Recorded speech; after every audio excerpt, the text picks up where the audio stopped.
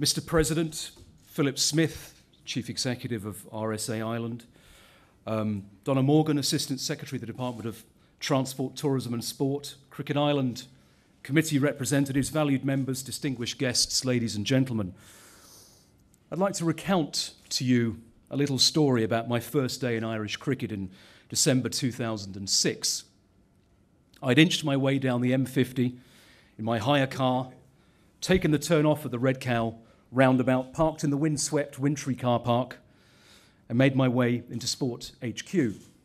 I climbed the stairs to the first floor and finally into the headquarters of Irish Cricket, which was housed in a 10 by 10 space, shoehorned apologetically next to the more palatial accommodation for community games, mountaineering and canoeing. Such was the administrative heart of the 13th ranked country of the world's second biggest team sport. I took my place at one of the two desks in the office, the other being for the other member of administrative staff who work part-time, and I considered the statistics. The Irish Cricket Union, forgive me if I'm repeating some of what the President said, was an unincorporated entity overseen by an 18-person executive committee. There were 3 on the payroll, the other being A.D. Birrell, former coach. We had no contracted players. There were fewer than 13,000 cricketers on the island of Ireland. Our audited accounts for the previous year showed a turnover of €260,000. Commercial revenue is less than €100,000. And our website traffic was about 900,000 hits per year. The next day I shall recount is a slightly more celebrated day in our history. March the 17th, 2007, St. Patrick's Day. Ireland triumphing over former World Cup champions Pakistan on a green top in Sabina Park, Jamaica. Witnessed by the world's cricket media and the newly minted Blarney Army, sporting leprechaun hats, dancing a constant conga around the stadium. For me, it was the day that set us on the path to where we are today. It was the day that sowed the seed of our ambition, that gave us the confidence to look any team in the eye without fear, that gave us the drive to be better. Now fast forward today and consider our new vital statistics. We are an incorporated business operated by an 11-person board, as the President said, mixing cricketing and independent business skills.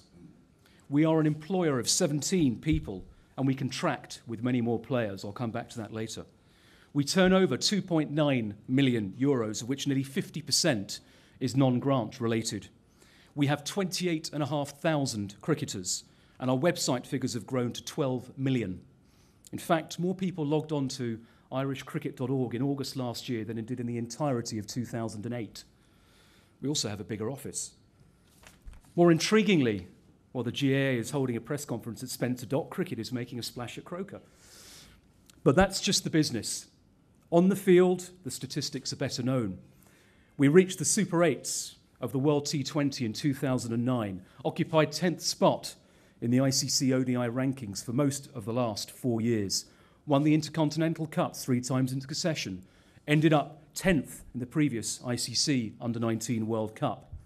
In the women's game, we are 10th in the ODI rankings and are the only associate to have ODI status. These are not the statistics of a minnow. How have we done this? Well, it was by taking the lead of the players and trying to be as professional off the pitch as they were on it. By us adopting best practice in everything we did, by restructuring our governance, by attracting the world's best teams to Ireland, by focusing on acting the 10th best in the world rather than as the 19th English county, by engaging with government and commercial partners who shared our vision for the sport, and most obviously, by ruthlessly prioritising the men's senior squad as the focus for our efforts. That wonderful night in Bangalore in the World Cup last year, beating England and setting all sorts of tournament records, merely confirmed the rightness of our decisions and our sense of purpose.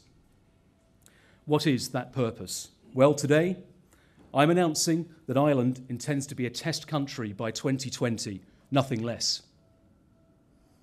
There has been much debate about the future of Test cricket and the appropriateness of adding to the Test ranks. My personal view is that any form of the game that seeks to rigidly maintain its status quo is destined to stagnate and will fail.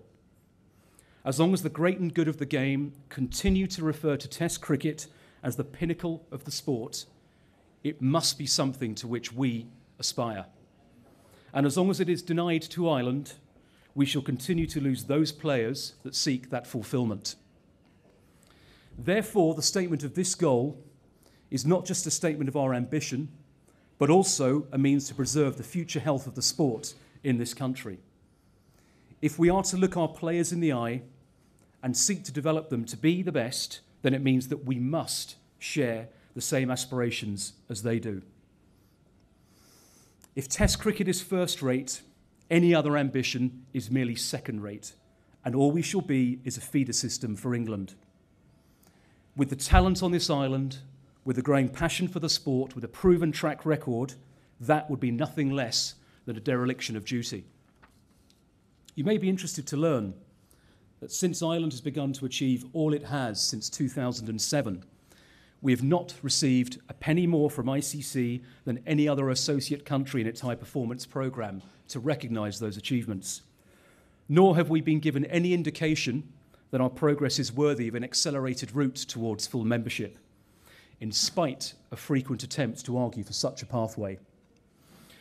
However, we remain hopeful that Lord Wolfe's governance review in ICC will recommend an international cricketing structure that encourages meritocracy, both in the boardroom and on the playing field, and that the ICC board is receptive. More than 90% of ICC's members demand nothing less. But of course, it's not just about handouts. It's also about helping ourselves to be better, demanding more of ourselves than we do from others. In this regard, today, we are also launching our new strategic plan. This is another statement of intent and is designed to set the milestones along the intended pathway to Test cricket by 2020. If the years between 2007 and 2011 were about an exclusive focus on the men's senior squad to help us drive the profile and revenue to maintain playing success and establish structures, the years 2012 to 2015 are about becoming a proper governing body, one that seeks to properly develop the sport from the playground to the international arena. Our targets are ambitious. By 2015, we seek nothing less than increasing our participation figures to 50,000, to be the 8th best ODI men's team and 7th best ODI women's team in the world, to be recognised as the 4th major team sport in Ireland, and to establish a domestic first-class cricket structure. All very ambitious targets. But if the last 4 years have taught us anything, it is that our reach should exceed our grasp, and that we can scale previously unthinkable heights if we truly believe it. Already, we are laying the groundwork for many of our initiatives, literally in the case of Malahide Cricket Club, which the Irish government and the members of the club have done so much to progress towards international accreditation. Elsewhere, in partnership with the 2 northern unions, 2 more development officers have just been recruited to keep deepening the passion for the sport north of the border, while Leinster have just brought on board another officer to exploit the growing interest in the game in South Dublin. Meanwhile, we are pressing ahead with plans for an inaugural match between the best players in the north versus the best in the south later in the season, which itself will be the forerunner to the interprovincial series, which will itself form the basis of our desired first-class structure. No doubt there will be bumps in the road. We may not achieve everything we desire. For example, we can't guarantee we should be one of the 2 among the 16 countries trying to qualify for the World T20 event in just a few weeks' time. However, as in anything in Irish cricket, we back our desire and self-belief and assure you of the best of our intentions. Of course, our newfound focus beneath the global arena doesn't diminish our efforts to continue to forge a world-class men's senior squad. It is our flagship and the catalyst of all that has been achieved over the last 4 years. Continuity of high-profile success is essential. One of the major ingredients of that success has been the man who has been at the helm of the squad for the last 4.5 years. And I'm delighted to announce today that Phil Simmons has agreed to extend his tenure as national coach for a further 2 years, taking us up to the end of the group stage of qualification for the 2015 World Cup. Phil needed no persuading to continue in a job working with a squad whose horizons and possibilities are only growing and growing. Phil, we look forward to the next 2 years. Working with Phil, we are fortunate to have a group of players that are best prepared, most professional cricketing unit this country has ever produced, under the astute captaincy and impressive leadership of William Porterfield. 3 years ago, Cricket Ireland sought for the first time to introduce playing contracts for our players. The intention was that for the first time, the national coach would have access to Ireland-based players on a full-time basis and procure that these players could play, train and prepare as professionally as were those playing professional cricket in English counties. Today, I'm pleased to announce that Cricket Ireland has offered contracts to 23 players, ranging from the 12 first-choice senior squad players in categories A and B and a further 11 players in category C. This last category represents our playing succession plan and will comprise the bulk of our A team and those whom we hope one day will force their way into the senior squad. In time, obviously, we shall aim to reach a stage where we control the time of all of our senior squad players. We're not there yet, but we have every intention of doing so. Of course, part of our plan involves not just setting objectives, but also making sure we can afford them and that they are sustainable. Any organisation building on a house of straw at any time, but especially in the difficult times in which we live today, has no business being in business. And this brings me to the all-important financial underpinning of our plans. After 4 years in which they have played a major part in the all-round success of Irish cricket, I'm pleased to reveal that Cricket Ireland is currently in advanced talks with RSA Insurance to not just extend, but also deepen its partnership with Cricket Ireland. We earnestly hope that RSA will continue to be the headline sponsor at the international level.